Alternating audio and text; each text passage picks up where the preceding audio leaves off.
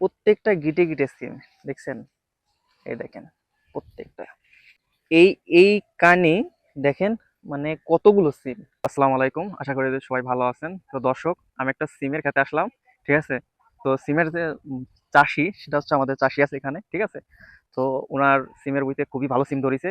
আর আমার মনে হচ্ছে এখানে তুলনামূলক গাছ একটু বেশি হওয়ার কারণে তারপর মোটামুটি যথেষ্ট ভালো ফলন হয়েছে। দেখুন প্রত্যেকটা গিটে গিটে সিম। তাসিন একটু জুম করে দেখাইতে পারো, প্রত্যেকটা গিটে গিটে সিম দেখছেন, এই দেখেন প্রত্যেকটা, ঠিক আছে। এটা হচ্ছে পটল সিম বলে, ঠিক আছে।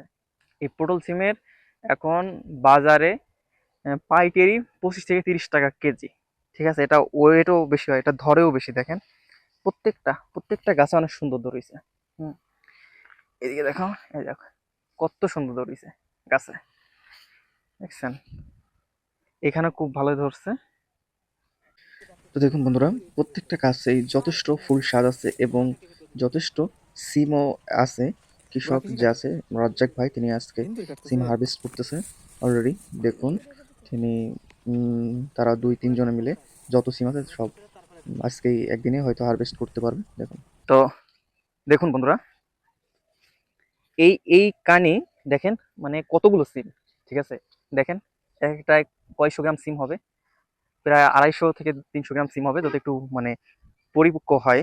দেখেন প্রত্যেকটা সেই সিম আছে, যথেষ্ট ভালো সিম। এটাকে হাইব্রিড পটল সিম বলে, দেখছেন।